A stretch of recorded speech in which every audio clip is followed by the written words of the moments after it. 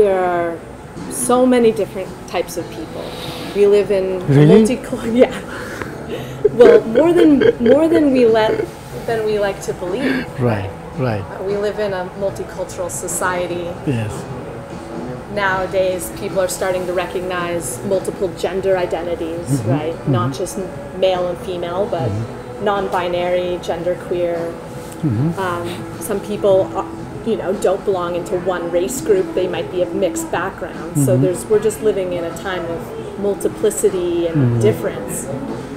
How can the Dharma or practice help this process, societies? How can it help us open to all these differences and use those as strengths rather than continue to be afraid of the other, afraid of differences, afraid of women taking as much space as men? And what do you have to say in sort of this subject here, identity politics?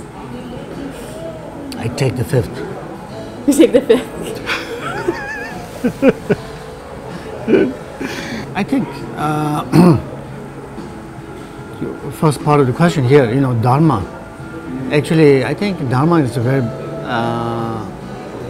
what Buddha taught is a very how do you say? It was a little bit kind of like too early.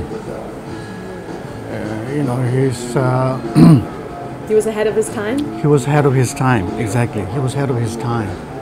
And many of the ideas and thoughts that he had was, I don't know what's the word, was too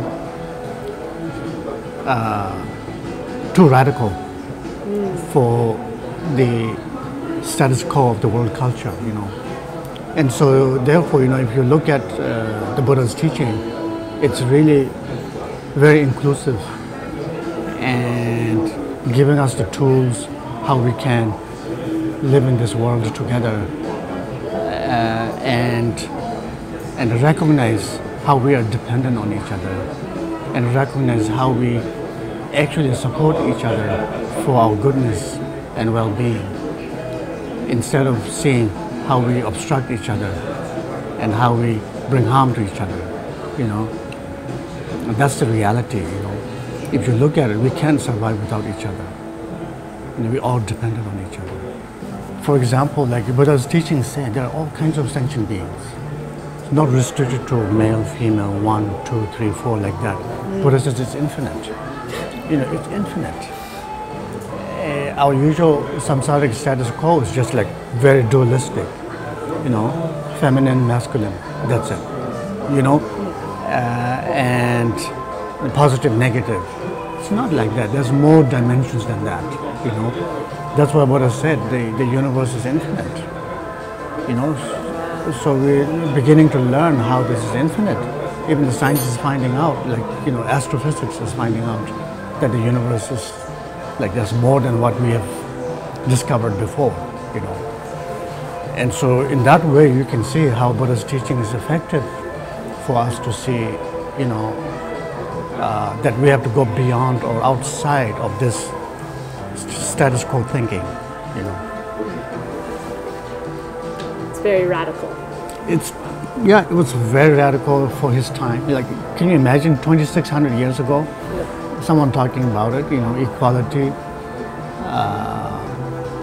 equality of, gender, equality of caste systems, equality of this and that. So it's really way ahead of his time.